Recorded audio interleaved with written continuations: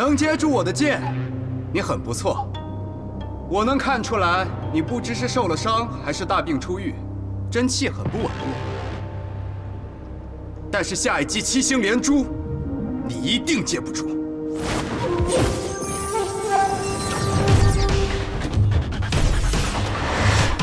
七星连珠。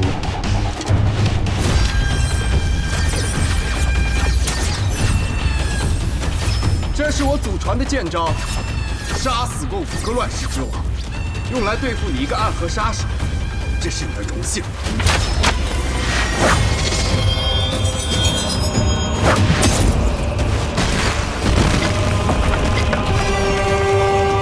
这剑的威势，竟比上一剑要凶猛近1倍。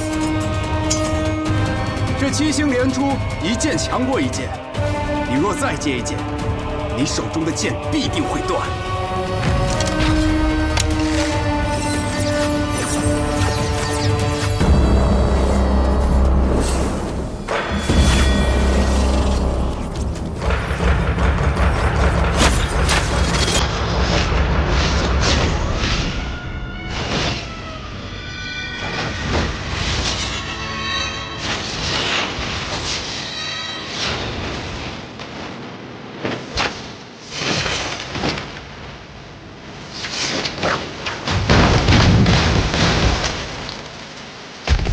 这是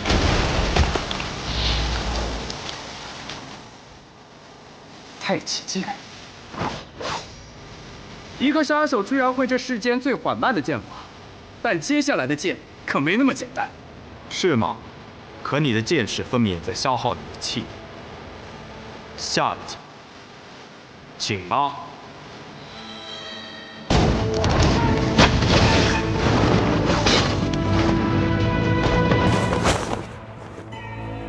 我还剩最后一剑，而你必死无疑。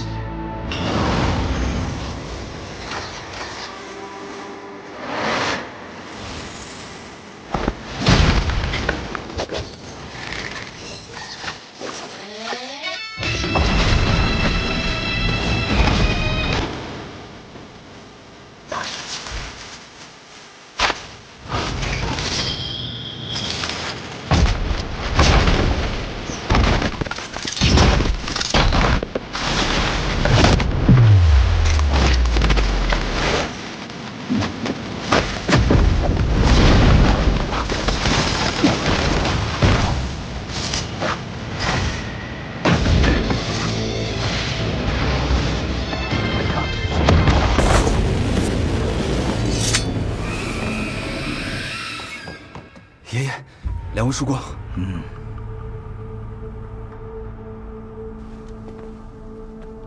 来了，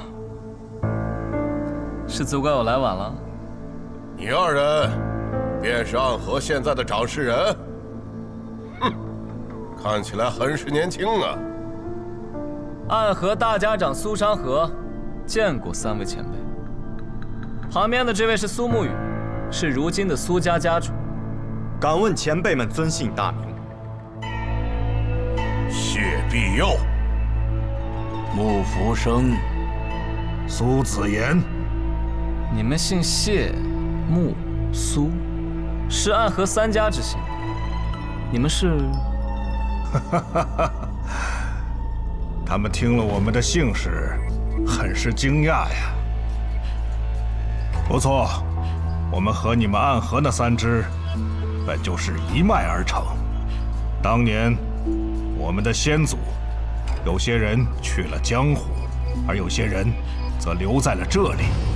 我们3个人，就是留在这天启城这一脉的后人。是你们的先祖罢了，并不包括我们2人。我与昌河皆是无名者出身。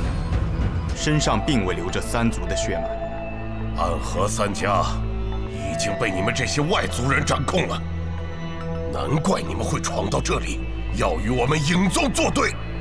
哼，新旧更迭，本来就是这世间的规矩。哎，年轻人，你们今夜来此，是要闯这万卷楼？是。可这万卷楼没有金银财宝，也没有武功秘籍，只是藏着那天下的隐秘之事。你们来这里是为了什么？既然藏着天下隐秘，自然也包括暗河的隐秘。你们想毁掉万卷楼？是又如何？不仅要毁掉万卷楼，也要斩断影宗和暗河之间所有的牵扯和关系。看来，开国时期，先祖想用影子来守卫天下的愿望，终究是破灭了。早就破灭了。暗河和影宗早已不是守卫天下的影子，而是站在阳光下的那些人，争权夺利的棋子。可斩断联系，就凭2个无名者吗？凭我足矣。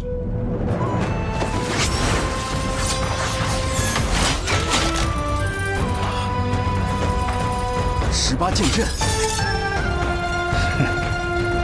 那便让我来会一会。荣幸至极。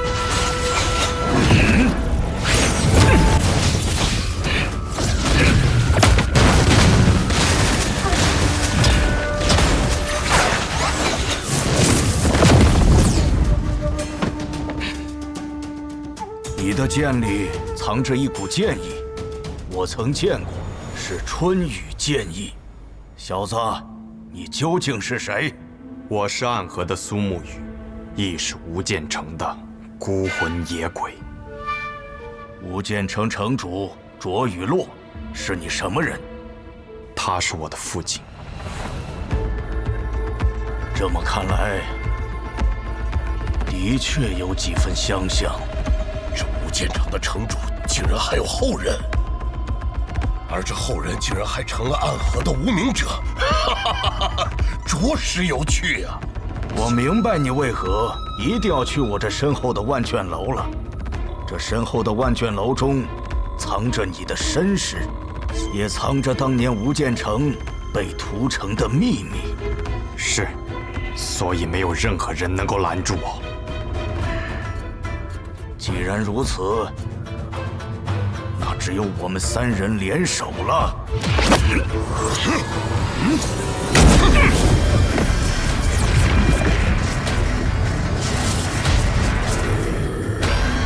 你们真不要脸啊！居然想3打1，那就由我来会会你。昌河，你先退下。你已经很累了，只要我还站着，你便无需动手。虽然同为3家之姓，但他们在天启城中养尊处优，一代又一代过去了，他们早已不再是黑暗中的影子，而是光芒之下的世家贵族。杀人这件事，离他们已经太远了。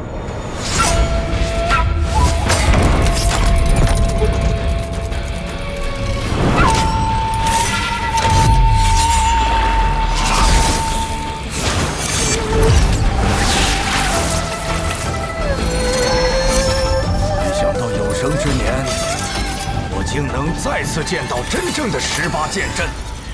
方才只见17剑，未见这第18剑。第18剑，不论胜负，只论生死。那就和你论一论生死。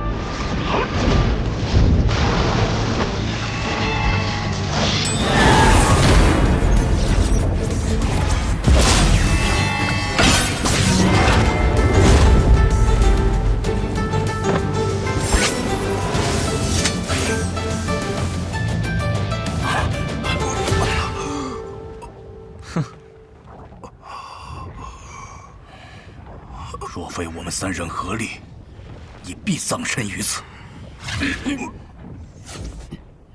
你们走吧，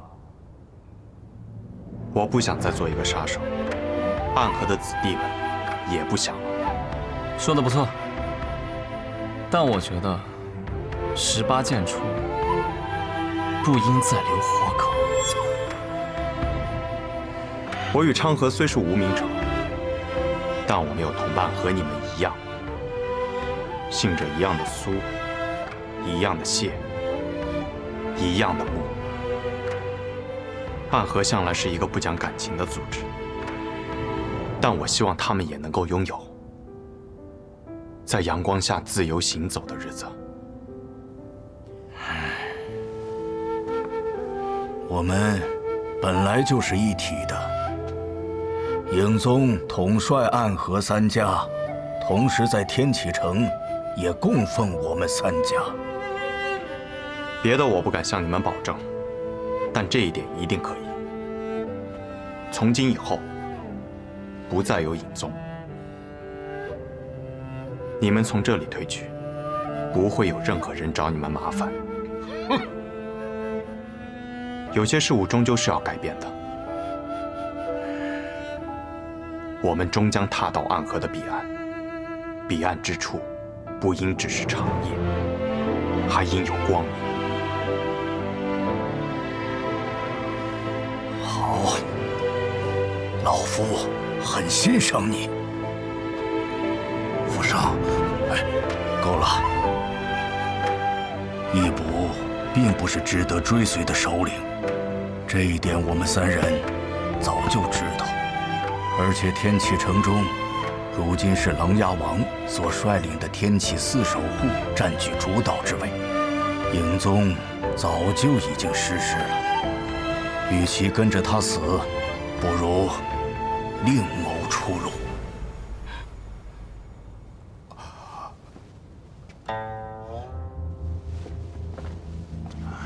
那么苏公子，我们就此告辞，希望你能实现你的愿望，带来一个新的暗河。暗河已经是新的暗河，只是世人心中的暗河还未曾改变。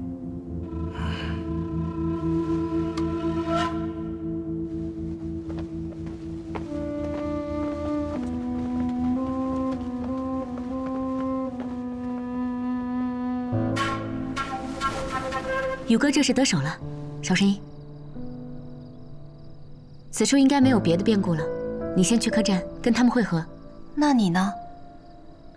此件事了，我该去处理我的私事了，就不回去了。好，穆大美人，你注意安全。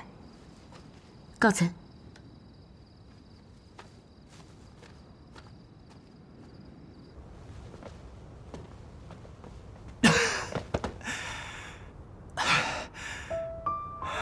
何必如此？方才若我们一起动手，便不会这么狼狈了。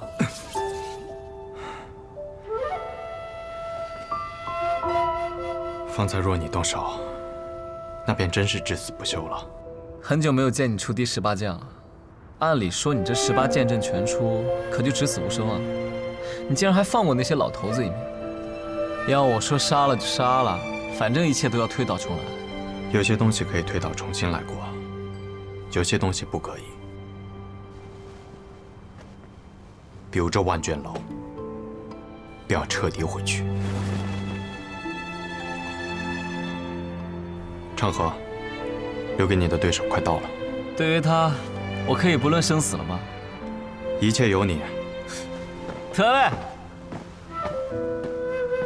哎，等等，宋宇，为什么我总觉得你才是大家长，我就是个打杂的呢？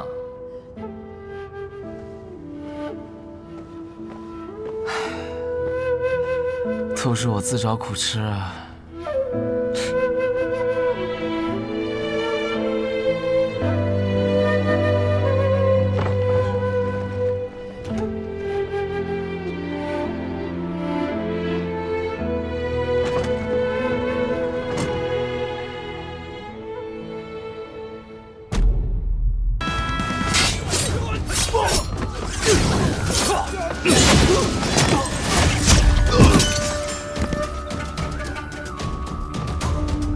这里便交给你们了，我去看看我们那位苏家主。好。这便是所谓的影宗啊！凭此实力还想指引暗河，愚蠢。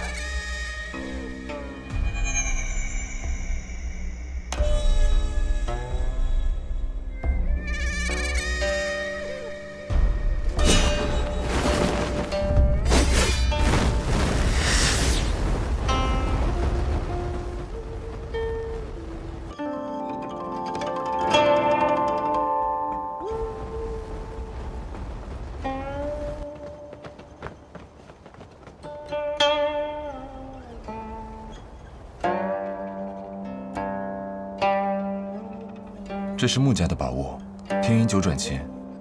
之前我回宗门苦寻多日未得，原来被他给随身带在身上。你果然还活着呀！你这个叛徒，身为穆家之人，竟与苏家人行事。白痴！暗河都已经变天了，你还在这苏家穆家呢？你已经被洪流抛下了。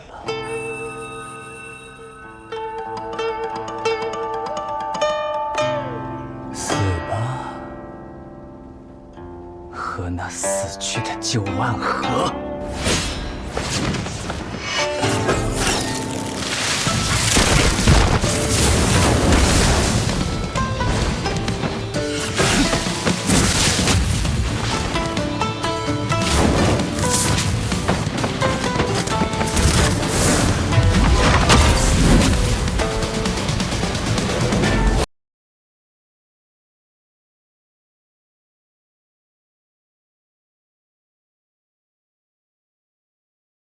说给员外那位听的话我已经说完了。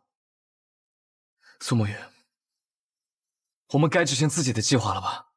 成河，我无法背叛大家长。愚蠢！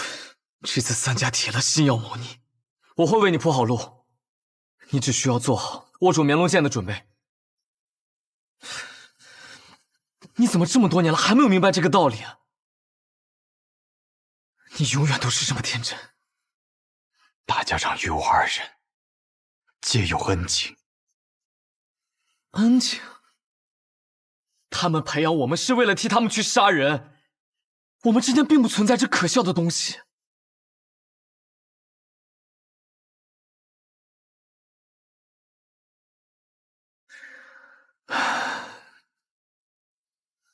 只有你真的把暗河当成了自己的家。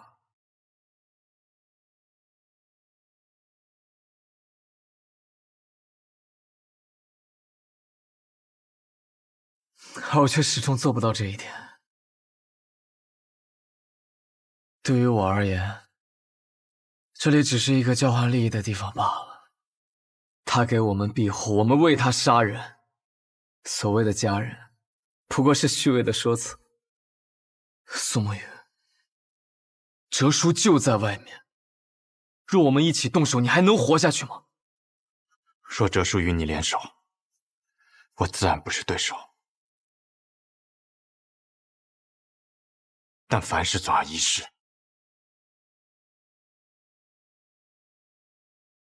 你要是说得通，你就不是苏沐雨。我真傻，和你白费这么多口舌。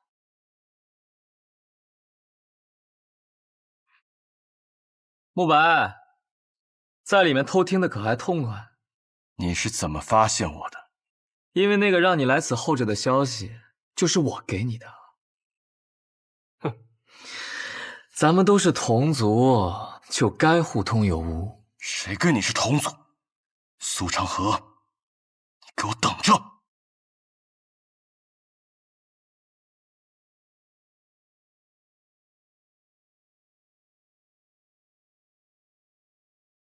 成河，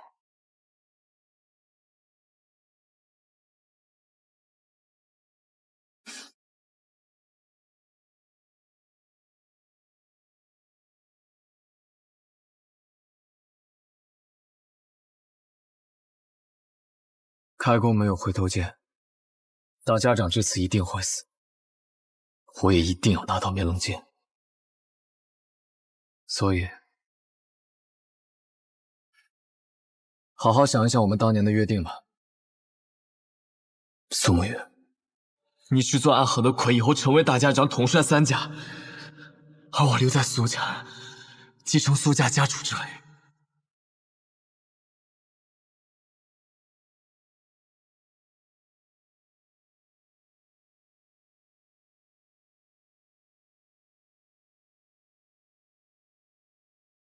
这马车真有意思啊！如此之大，却能行驶平稳；如此之重，却能日行百里。这是搬家搬三爷捣鼓出来的玩意儿，能不有意思吗？做好这架马车10日以后，他便死了，生病死了。那我若是治好了大家长，我不会得病死了吧？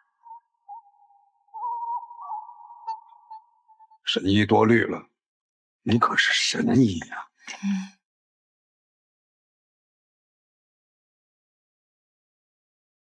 暗河之乱已经开始，不出10日，我们便会得到一个结果，让暗河的水蔓延整个江湖，涌入天启。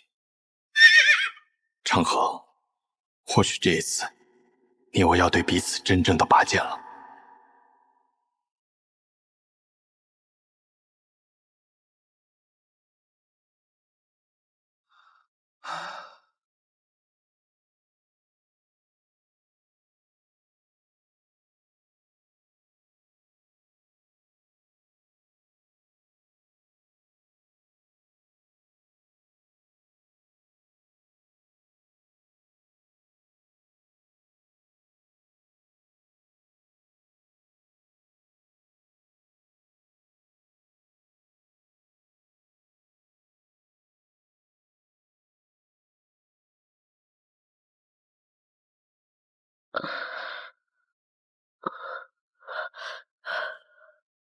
这么多年为我点灯的童子，他是唯一一个任务结束还能够活着的。要带他回去吗？不必了。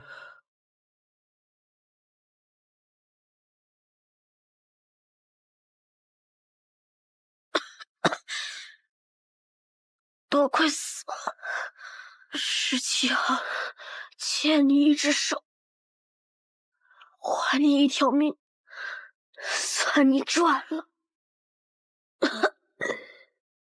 多少暗涌的情绪，不舍的挣脱，漫漫长夜中寻你，挣扎爱痛的17号，你怎么会在这里？我偷听到你们的任务点，私逃出来寻你，我来接你回家。那地方也能算是家吗？有家人等候便是家。你弟弟还在那里？如同宿命随波蜿蜒去着，谁能趟过黑暗的河？哪里会有彼岸穷尽一生，唯一点光心尽颜色？辗转悲欢离合，恋恋不舍，思念在夜里醒着，心不由我，情字总无法逃脱。怎么总把自己搞得这么狼狈？反正每次你都会及时出现，我狼狈点儿也没什么问题。鬼哭园的试炼马上要开始了，各家主唤我们回去。这一天终于还是来了。有碧寒，穷极一生为一点光，倾尽颜色。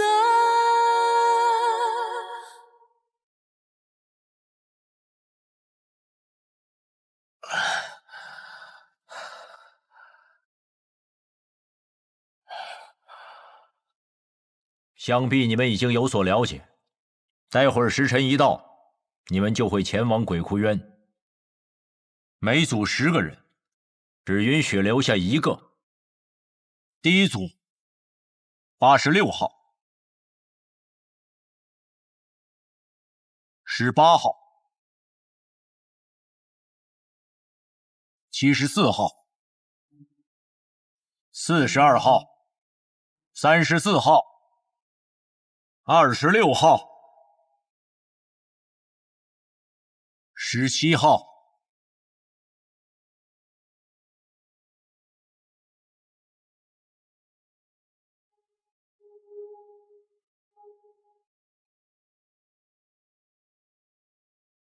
第一组的最后一位，63号、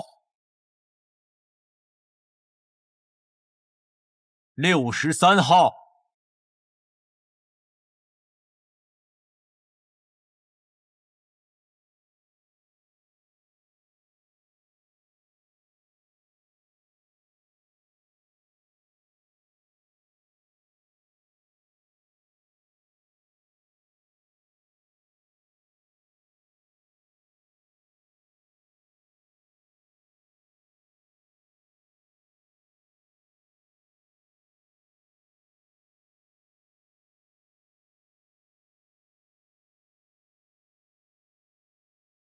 谁惹了木丘兄啊？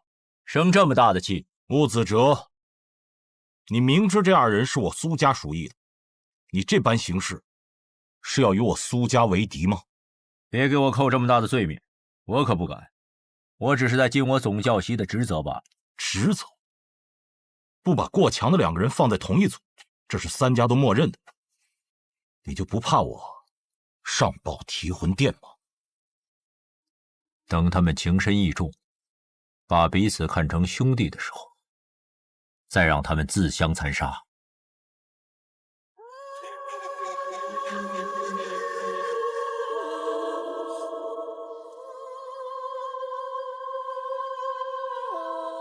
合作在一起，不要走散了。看起来也没有办法与你走散了。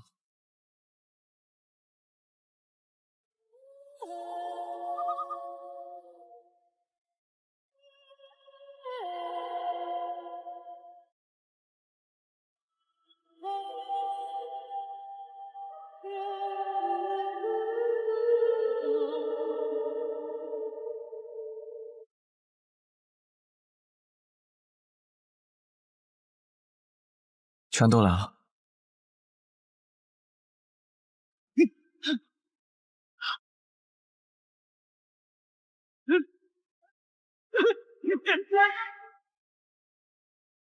谁都知道你们剑术高超，与其1对1跟你们单打独斗，还不如合力把你们都杀了。我们剩下的再斗，还有几分生气。那便来吧。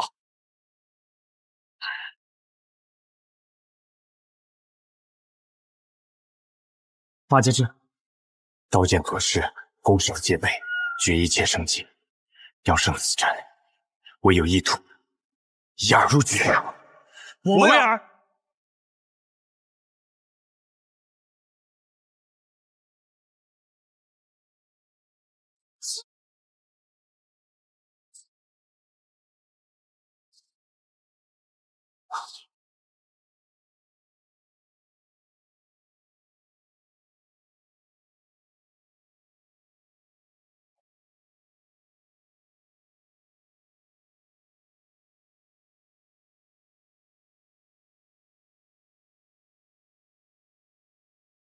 要破8节阵，唯有牺牲1人才能找到突破之口。我们2个同时上，算怎么回事？我知道，我来。有生于山下残风冥冥中汹涌。那我走了。回头望云的乱岗，闭上眼，月暗之上，谁觉家乡别离长空？等空出世，扭转乾坤。风雨小子里跟山走，在我脚下，我不寻根。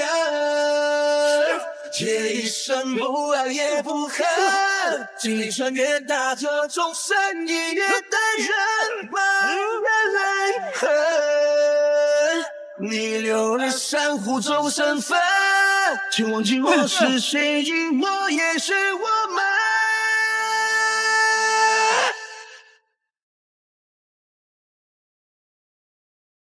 三五一生，四地将无耻群像，向这里出滔滔，而雷不活动，风起此番风云，比天真高，江州北风霜凛凛千万顷，一流水沙背负大江，心了几万里。刀光剑影出鞘，一拨好人仰天长啸，手如履薄冰，谁弹起恨你？传至光明，无悔脚下不胜履。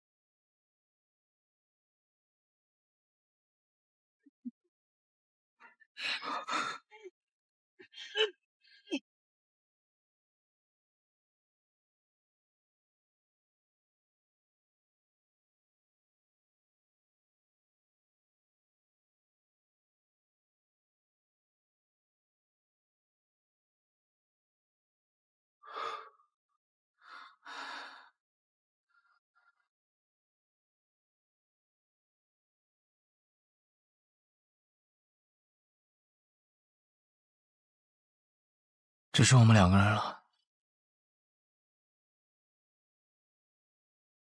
所以，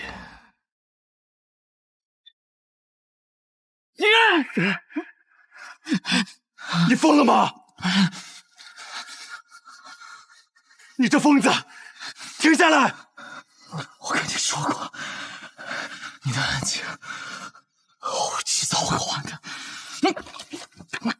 我不需要你还。你此前替我做点灯童子的时候，已是还了。暗河的规矩，10个人只有1个人能走出鬼窟园，成为3家之人。你若不成我的情，我们2个人都得死。一定会有办法的。我去和他们说，他们享有最顶尖的资格，而我们俩是他们这些年里遇到最好的种子。他们不会愿意就这么失去我们的。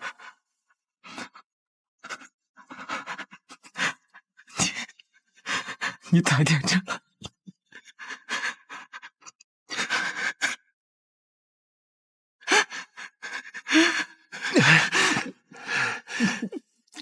你把手放开！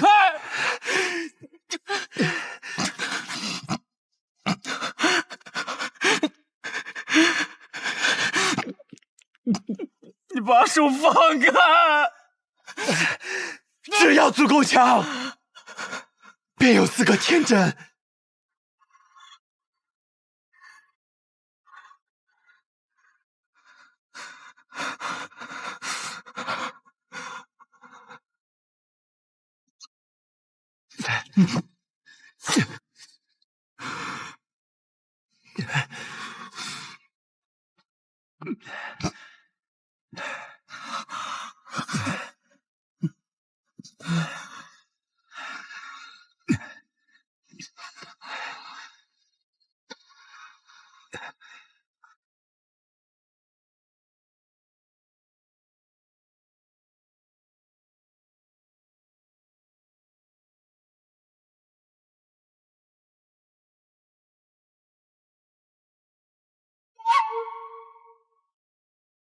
谁醒了？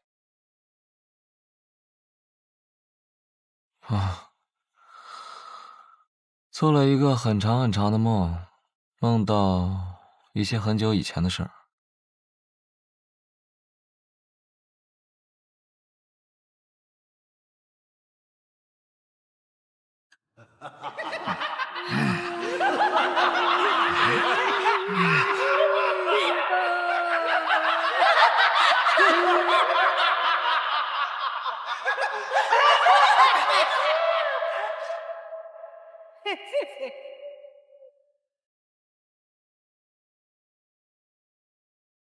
邪魔外道，无尽无身。我们是邪魔外道，难道你们要修仙人家？不过是些魔障，看我一剑斩了你们！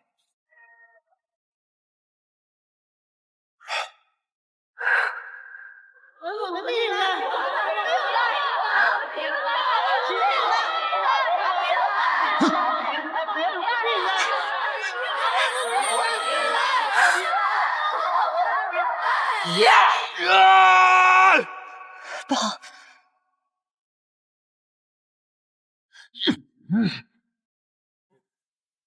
大家长，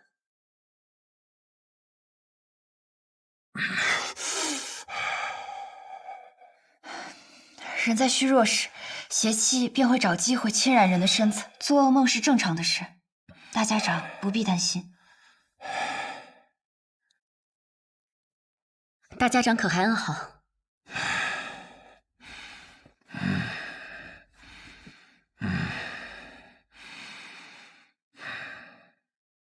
毛头，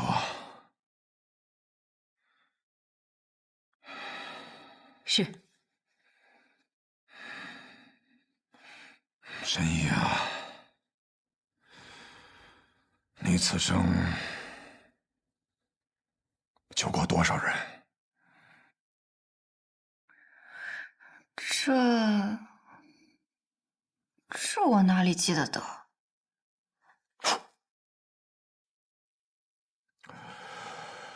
加上唐二老爷，我此生杀过832人，很多人我甚至不记得他们是谁，但心底里总会有一个声音告诉我，那是我杀过的人。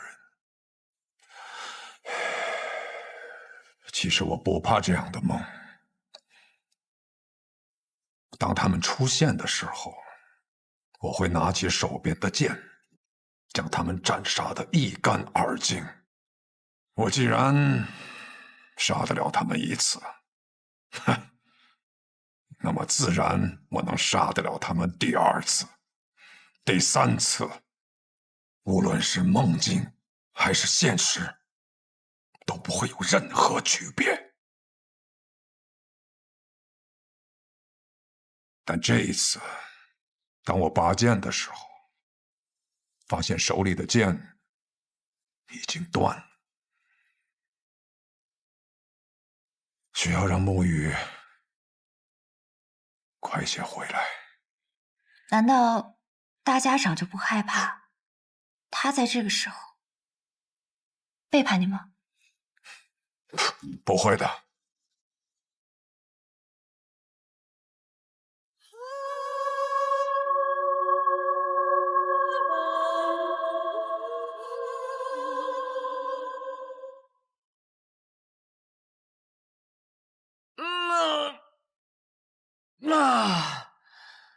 哎呀，坐了许久的马车，累了。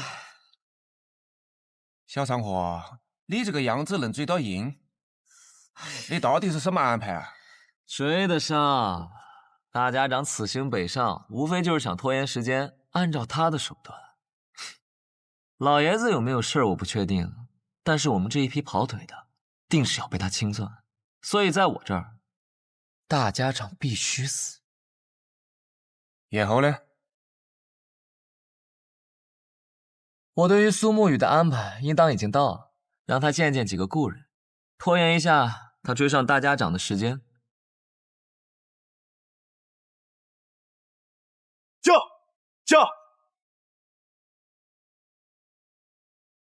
驾！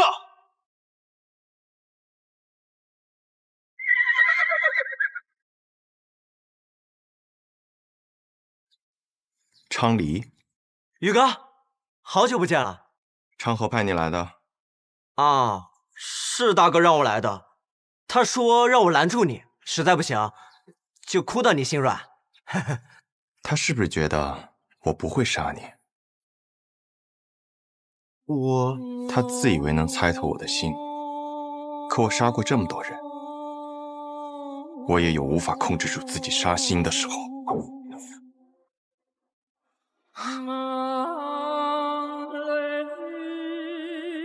若我想杀你，你早就死了。叫宇哥。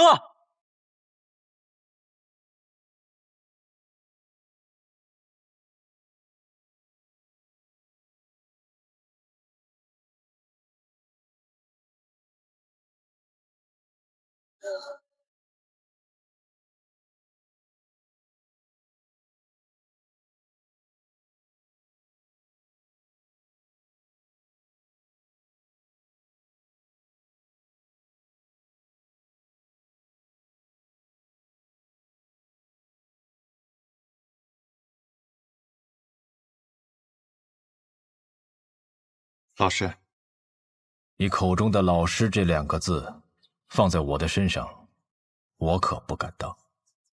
苏轼先生，许久不见了，苏沐雨。昌河为了拦住我，居然把你也请来了。不必怪昌河，是我自己想来的。我想此事之后，或许我们便没有相见的机会了，就自请来此见你一下。顺道下一局棋。我在赶路，没有时间。若有机会再见先生，回到暗河，我定去藏书阁拜会。若我没有做到让你下完这局棋，昌河或许会杀了我。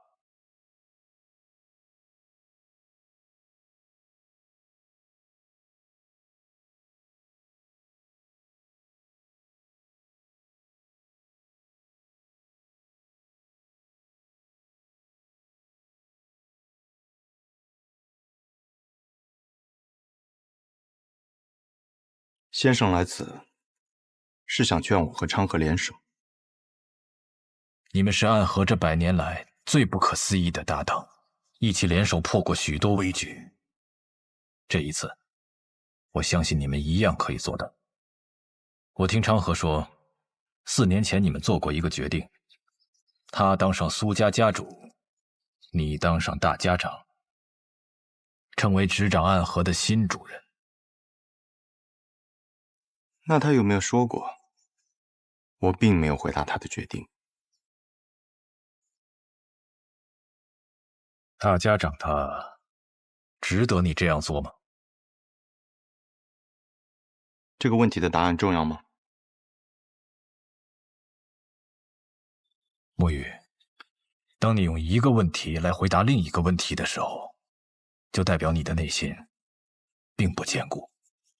可这问题没有答案，只有选择。我在苏家待了将近10年，昌河与我更是从同一座炼炉当中走出来的师兄弟。准确的说，我们都是家人。昌河那样的人，可不会把老爷子他们当作家人，他只是把你当作家人。可如今我是魁，我的父亲曾教过我，承诺是比生命更重要的东西。先生您也说过，没了承诺，收了钱的刺客便会因为更多的钱而转头去杀自己的主顾，那么到最后秩序变乱了，刺客便没有存在的理由，暗河也没有存在的必要。你很聪明，但有时候太过于执拗了。已经沦为杀人的棋子，若心中还不存在点执拗，那么活着也像是死了。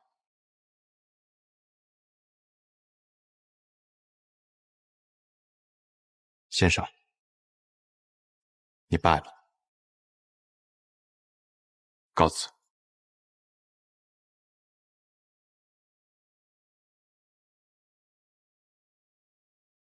宇哥，你赢不了的。三家家主对大家长这个位置觊觎很久，这个机会他们不可能放过。即便大家长最后把生医好了，他们还是会不惜一切代价把他杀了，这是个必死之局。即使死局，那么长河他到底想做什么？他想改变暗河，跨过暗河，便能到达彼岸。彼岸之处不再是长夜，而应有光明。和我们联手吧。大哥的意思是让大家长在一个合适的时机死掉，死之前他把绵龙剑传给你，你执掌暗河，而他则去扫清苏家的障碍，成为苏家家主。到时候其他两家再有不满，你们便联起手荡平暗河。宇哥，抱歉，我有我的选择。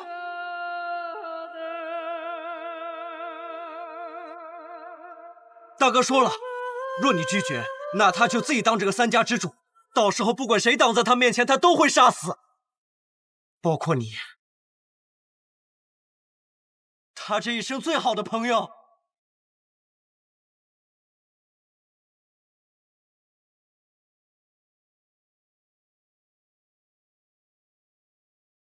沐雨，道阻且长。行，则将之。驾！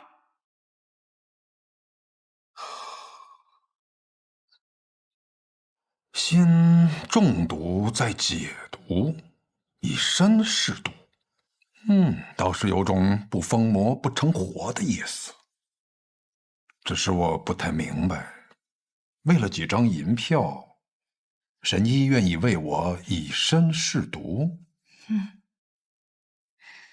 自然是不愿意啊，我又不傻。不过我有一个办法，既能感同身受的了解大家长体内的毒，但同时又不会死。什么办法？移魂大法。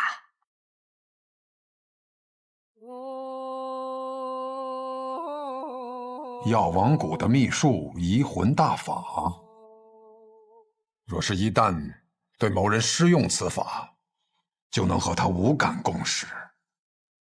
他的过往和此刻的想法，都无法逃脱施用者的眼睛。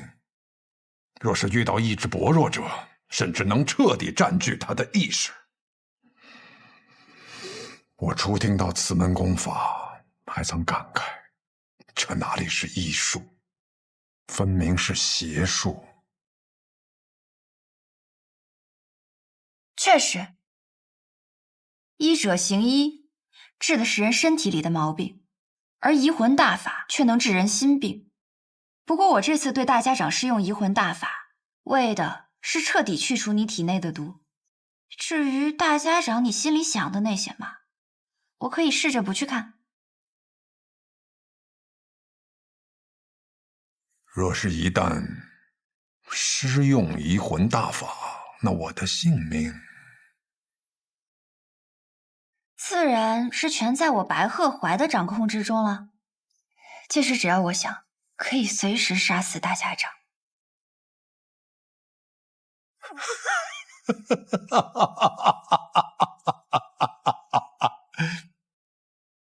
我想试试。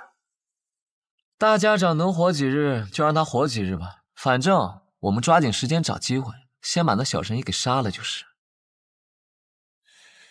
大家长和那个神医有地质摄效保护，你那么有信心？哎呀，我派人传了封信，去向了北面那座皇城，里面有一个人出身唐门赫赫有名，是唐二老爷最亲近的弟子。九江琵琶亭内3道暗器震惊天下，是可以与司空长风、百里东君等人齐名的高手。唐灵月，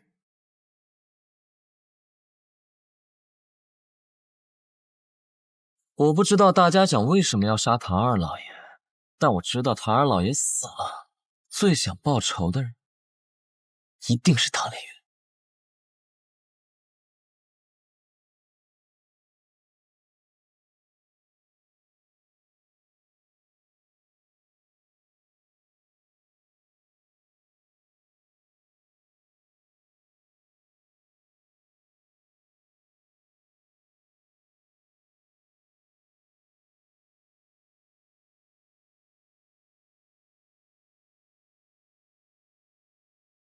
护送大家长离开。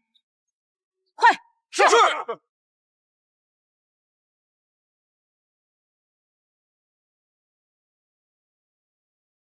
难得有片刻喘息，又要赶路逃命了。等你治好我，便无人敢来了。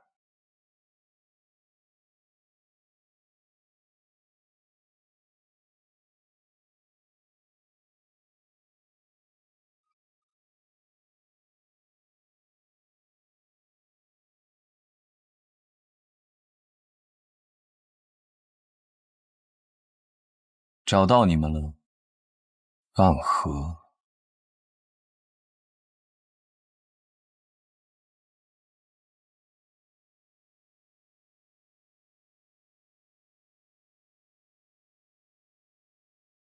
龙须真，你是唐门的人？唐门，唐连月。唐连月，原来是天启城4守护之一的玄武使啊！我要找的人不是你，你们大家长在哪？我要见的。纵然你是玄武使，但这里一不是天启城，二我们暗河也不听朝廷的指令，大家长岂是你说见就能见的？我并不是以天启城玄武使的身份来的，是以唐门弟子的身份而来。你们暗河的大家长杀了我们唐门的二老爷，这笔账我来负责清算。这个消息玄武使是怎么知道的？如果是子虚乌有的事儿，那该如何呢？想必你们大家长早就走了，留你在此处断后，与我说这么多，不过是想拖延时间罢了。想走？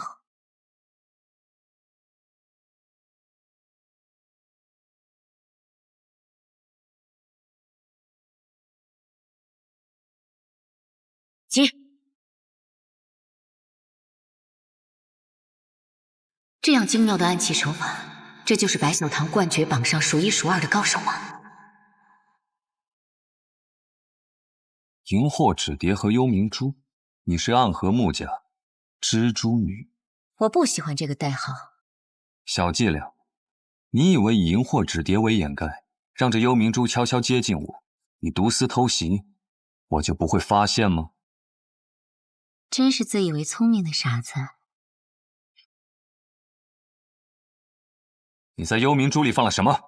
自然是霹雳堂雷家的霹雳子了。你怎么会有雷家的霹雳子？早年执行任务路过霹雳堂，很多雷家的少年郎都曾拜倒在我的石榴裙下，当然是他们双手奉上来讨我欢心的。不过我跟你说这些做什么？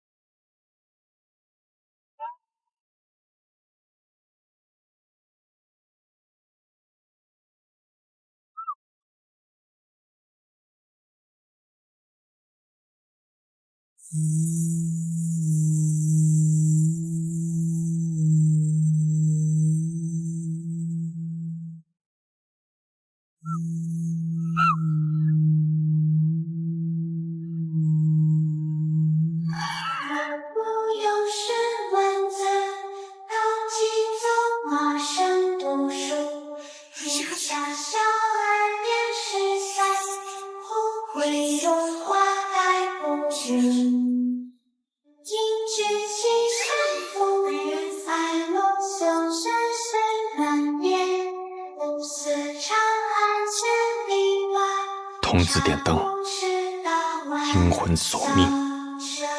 可曾记得昔日也差点做这灯的童子？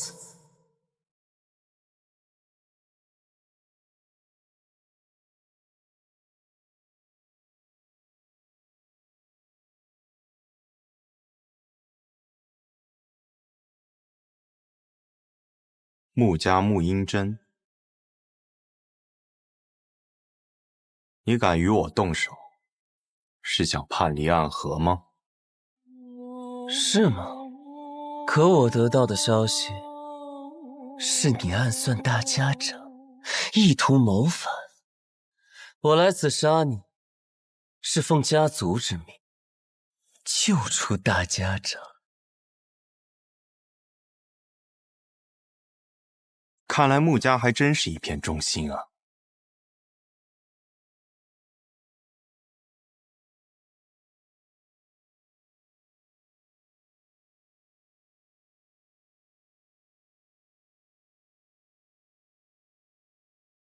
素闻纸伞鬼苏沐雨最强的剑法乃是18剑阵，可看你现在这个架势，似乎是觉得我没有资格同时见识你那18柄剑了。你确实没有资格。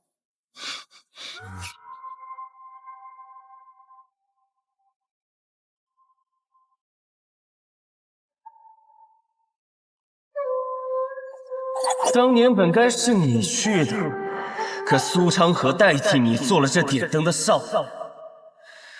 按照我的计划，他们应当都要死掉，可他却被你救。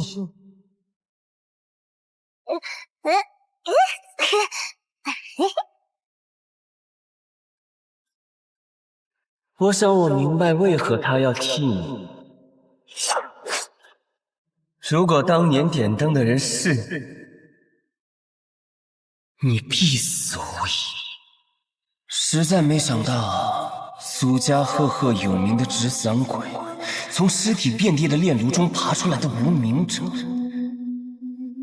如今的朱影首领魁，居然是一个心存善念的人，舍不得对孩子下手。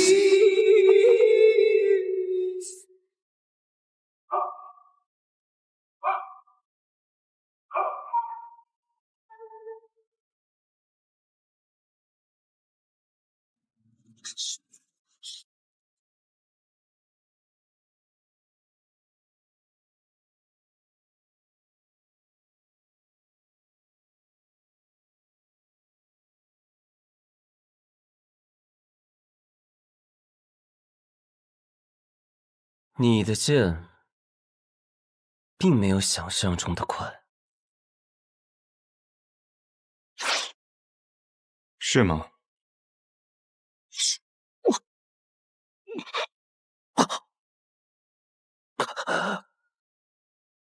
不可能！我明明挡上了那一剑。这世间我想杀死的人不多，但可惜，你便是其中之一。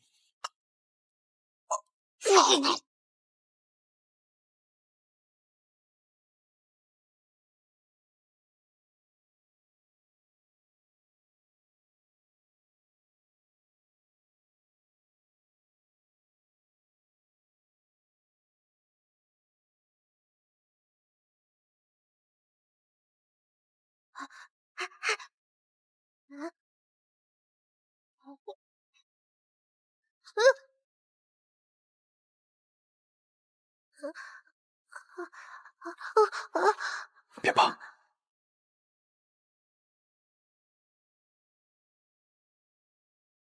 先找个地方和你的同伴们躲起来。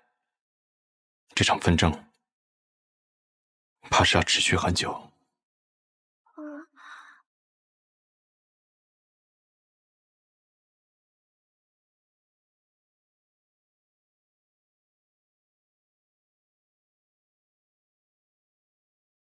看来天启城的守护使也不是那么难对付。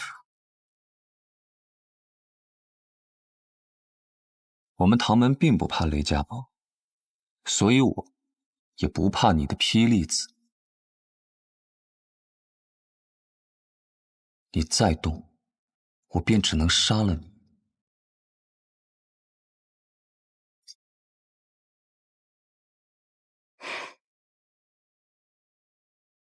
听说玄武使的指尖刃上沾过一位王爷的血，怎么现在杀起人来却这般犹犹豫豫的？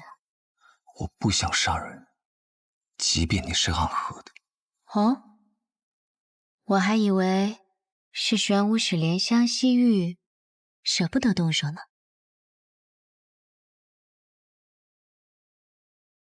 傻瓜。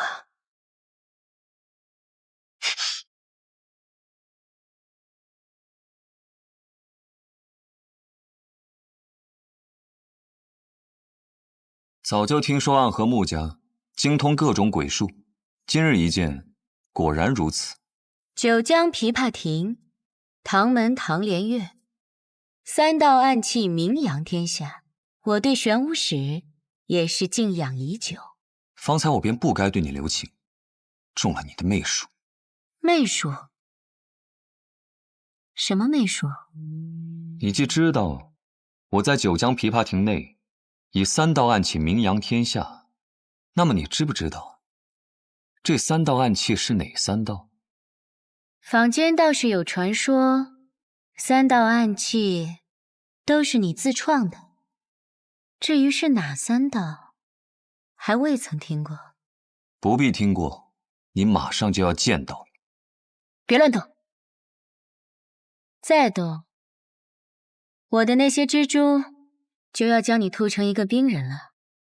再搭上一些幽冥珠，保证你被炸得尸骨无存。那便试试。